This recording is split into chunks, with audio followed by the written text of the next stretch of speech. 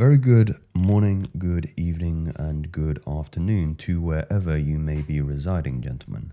Now, today's reading discusses Outwitting the Devil, a fantastic text by Napoleon Hill. I did a video on this previously and it got a good reception, so I thought I would continue with our disposition of this reading. We are going to be discussing specifically an infection that has permeated the minds of, I would say, close to 80% of the population. More insidiously, the male population. So if you are a man, if you are an ambitious man, and if you are beginning to get into your older years, I would say your 30s, this is particularly important for you. Because when you do reach this age, typically that infection becomes a part of your character. So we will waste no time. We are going to be discussing a conversation, a dialogue between Satan and Napoleon. Whether or not this actual conversation took place or was fictitious is up to you. So, Napoleon begins. What is this mysterious law through which you take permanent control over people's bodies, even though before you may take over their souls? The whole world will want to know more about this law and how it operates. And Satan replies, it will be hard for me to describe the law so you will understand it, but you may refer to this law as the hypnotic rhythm. It is the same law through which people can be hypnotized. So in a more scientific language, we can refer to this as the theta wave. This is when your mind is more relaxed and more susceptible to ideas. Typically, we enter this state first thing in the morning and just before we go to sleep. So the use of more popular affirmations are utilized in this particular influential zone of your brainwave. Now, Napoleon replies, so you have the power to use the laws of nature as a web in which you can bind your victims in eternal control. Is that your claim, Satan? And Satan replies, that is not only my claim, it is the axiomatic truth. I take over their minds and bodies, even before they die, whenever I can lure them or frighten them into this hypnotic rhythm. Now, I've made the point, more colloquially, to describe this as the NPC, the non-playing character. And this is a reference to, if you're a fellow video game lover, I was more in my youth, not so much at the moment, in which we describe the characters that are important to the narrative, perhaps to the game, but they have no consciousness in and of themselves. And many people walk around like NPCs. They have, they're a popular, and I was about to say they have no opinion, but typically their opinion follows the general consensus. They are not very combative. They feel as though the social narrative is the correct one, and they fear to flex their will, their opinion on the world. And to be honest, they don't really have opinions because they do not possess the time to think critically, and you'll use that organ between their ears. So Napoleon asks, what is hypnotic rhythm? How do you use it to gain permanent mastery over human beings? So Satan explains, I will have to go back in time and space and give you a brief elementary description of how nature uses hypnotic rhythm. Otherwise, you will not be able to understand my description of how I use this universal law to control human beings. Now, this preface is important because he's referring to the seasonal and elemental prerequisites of how the universe typically fashions itself.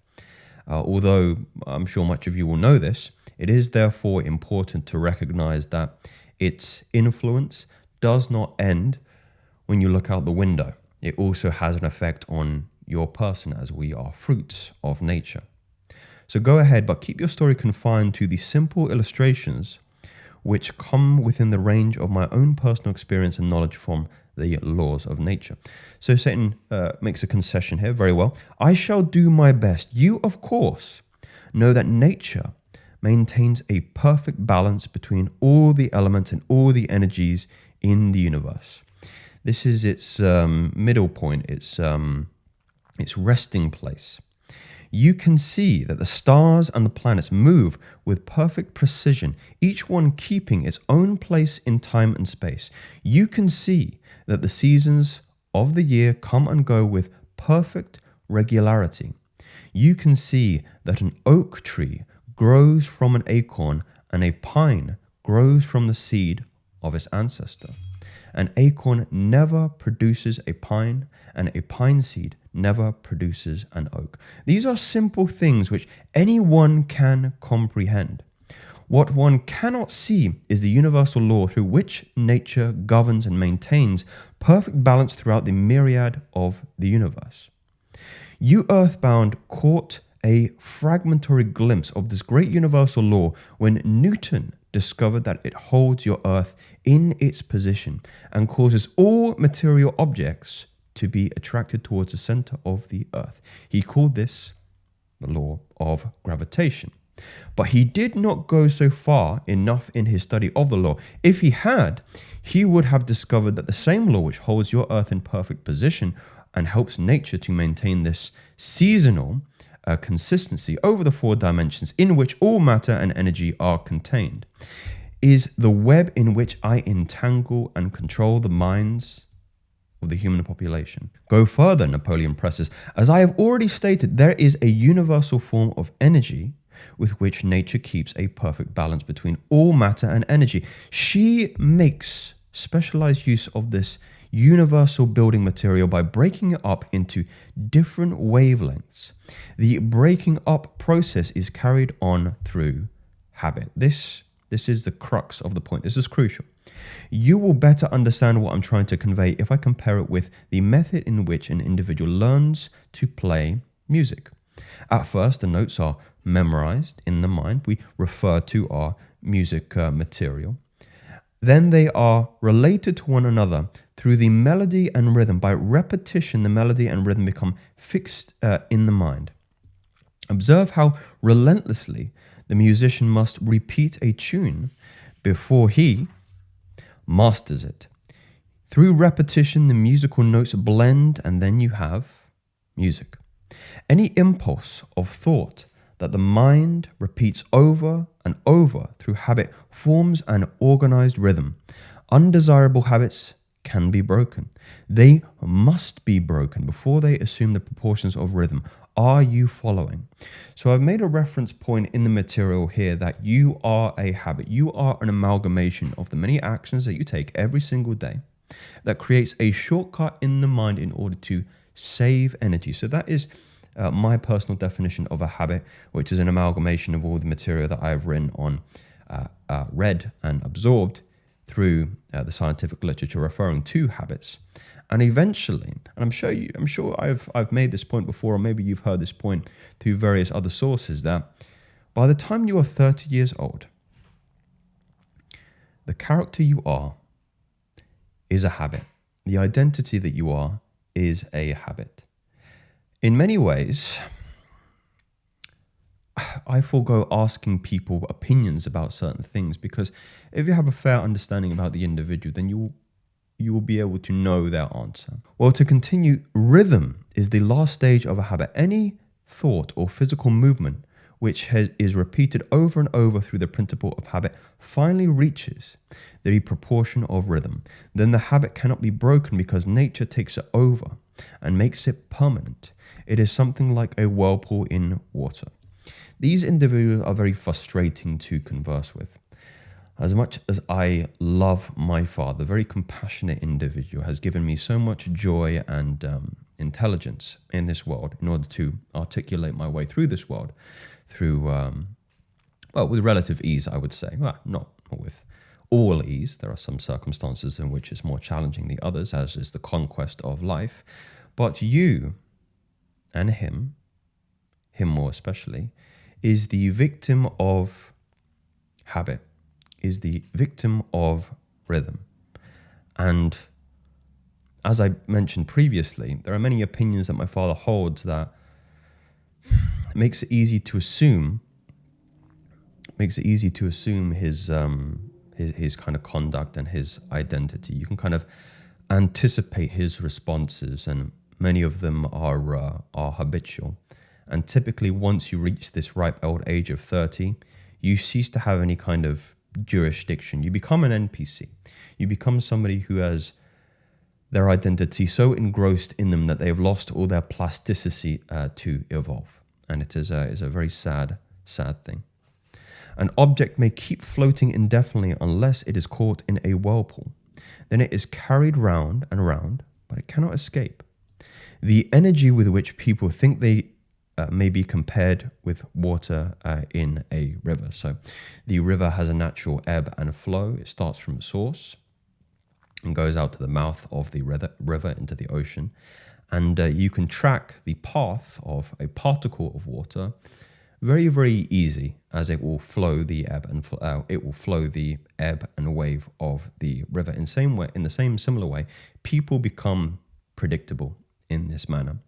And you can understand how your upbringing has such a huge influence on the kind of character that will eventually become your truth. It will become your fate. It will become your destiny. So this is the way in which you take control of the minds of people. Is it, yes, all I have to do to gain control over any mind is to induce its owner to this drift. Am I to understand that the habit of drifting is the major danger through which people lose their prerogative or privilege of thinking their own thoughts and shaping their own earthly destination? Yes, that and much more. Drifting is also the habit through which I take control over their souls after they give up their physical bodies. This is chilling to read, and there is actually a excerpt out of this in which Napoleon refers to this idea of this conversation being very, very scary. I take their souls after they give up physical control, physical jurisdiction of their bodies. I'm sure you'll see many people who are like the ones I have described. Then the only way a human being can be saved from eternal annihilation is by maintaining control over his own mind while he is on earth. Is this true? You have stated the truth perfectly. Those who control and use their own minds escape my web. I get all others as naturally as the sun sets in the west. I think the main, system in which this is actualized is the consummative nature in which the modern world is so predisposed. Most people consume. They are not creators. There are not individuals that think critically, that look at material and formulate their own opinions. They follow the path of least resistance, or as Satan quite poetically described, the flow of the river. They are predictable in their disposition. Is that all there is to the business of being saved from eternal annihilation? Doesn't what you call your opposition have anything to do with saving people? I can see that you do think very deeply, Napoleon. My opposition, the power that you earthbound creatures call God, has everything to do with the salvation of people from the eternal annihilation. And for that reason, it is my opposition who provides every human being with the privilege of using his own mind. If you use that power by maintaining control over your own mind, you become a part of it. When you give up your physical body, if you neglect to use it, then I have the privilege of taking advantage of the neglect through the law of hypnotic rhythm. Now, this final conclusion on the next page is so very important, because I see examples of this in my very comment section. How much of a person do you take over when you gain control of him? Everything that is left after he ceases to control and use his own mind. In other words, when you gain control of a person, you take over all there is of his individuality up to the time that he quits using his own mind. This is how I operate. What do you do with people whom you control before death? Of what good are they to use or are used to you while they live? I use them, or what is left of them after I take charge, as propagandists who help me perpetuate or prepare the minds of others to drift. So you not only fool people into destroying their power, to control their own minds, but you use them to help you trap others. Yes, I let no opportunity get away from me. So I know I jest and I joke, and a lot of people can kind of take this with a pinch of salt. I often refer to this idea of agents of Satan. There are individuals out there in the world who are forcing, or at least trying in their devious attempts, to cause you to drift, to knock you off the center, to not be creative, to fall in line. And you see this through certain narratives like, let's take, I have to be careful what I phrase here. Let's take the narrative of COVID, right? These individuals fall into the remit of sheeps, right? They follow one another, and individuals who are outside of that, the purebloods, as they refer to themselves, are individuals that still have agency over their mind. And what was the percentage of that? The majority is predisposed to sheep herd mentality through insufficient thought, insufficient thinking, and the hypnotic rhythm. Let us come back to the subject of this rhythm. Tell me more of how this law works. Show me how you use how you use individuals to help keep control over others. Oh, that is quite easy. The thing I like best is to fill the minds of people with fear. So I used the perfect example there. Fear. Keeping people in line. Keeping people not using their minds, not using their intellect, their intelligence, that grey matter between their ears in order to formulate their own opinion and be creative. What human fear serves your purpose? The fear of death. The fear of death. I think we have a very unhealthy relationship with death. I see death as a transition period. In many ways, as maybe uncompassionate as it might sound, I think of death as a celebratory experience. In that way, there is a transition for the soul into the next incarnation as either a teacher or as another human incarnation in order to deal with their karma. Because no one knows, and by the very nature of laws of the universe, no one can prove definitely what happens after death. This uncertainty frightens people out of their wits. People who give up their minds to fear, any sort of fear, neglect to use their minds and begin to drift. Eventually, they drift into the whirlpool of hypnotic rhythm from which they may never escape. Then you do not mind what religious leaders think or say of you when they speak of death. And I find this point fascinating. Not as long as they say something.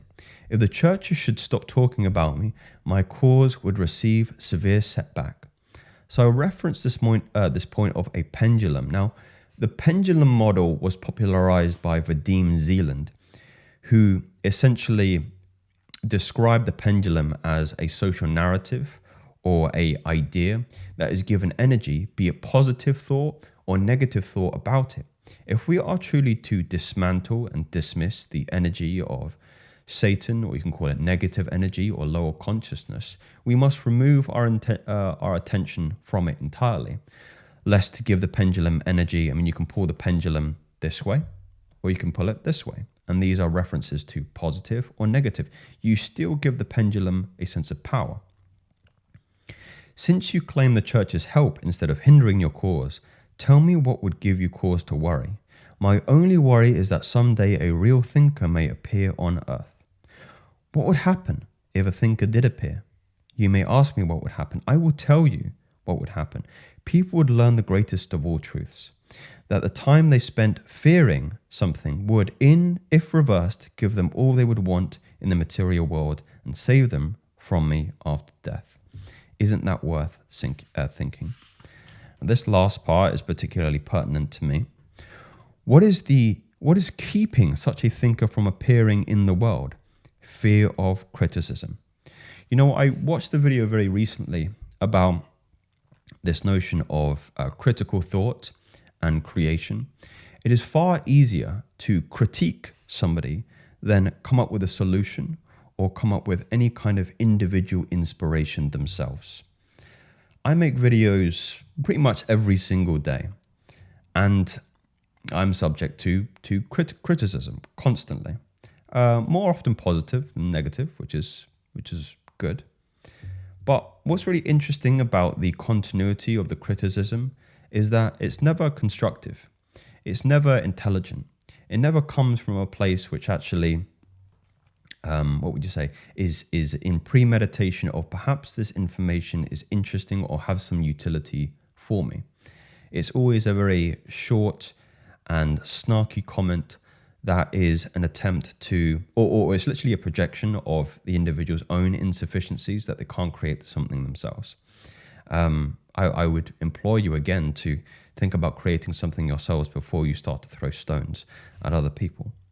And if I did surprise you and publish it, how long would it take until your kingdom is lost? Just long enough for one generation of children to grow into understanding. You cannot take the adults from me. And this is again more nuanced to the idea that once you reach the age of 30, you typically become you lose your flexibility. You lose your neuroplasticity in order to become fluid and open to the prospect of change in your identity. I have them too securely sewed up. But if you publish this confession, it would be sufficient to keep me from gaining control of yet unborn and those who have not reached the age of reason. You wouldn't dare publish what I've told you about the religious leaders. They would crucify you, and crucify you not in the context of on a cross, but social and financial crucifixion. So more credence to the notion that individuals who are speaking out against COVID were the individuals who are sacrificing their social and financial status to keep their morals, their values, their virtues, their integrity. Suppose I should choose to throw in my lot with the select few who are making a pretense of the use of their own minds rather than the fear of the masses who do not. The masses whom you claim 98% are yours. If you have the courage enough to do this, you will crimp my style. So quite candidly, the devil was referring to this notion that this idea of individual thought is the answer in order to disperse a lot of this negativity and a lot of this NPC, this lower consciousness state that we all reside in. Gentlemen, I hope you enjoyed this reading. I hope it was illuminating for you. If you do not know the book I am referring to here, I will reference Outwitting the Devil, The Secrets to Freedom and Success. A fantastic book. If you would enjoy me continuing to read this, please leave me a comment below. But these are not theories, these are facts. Speak soon.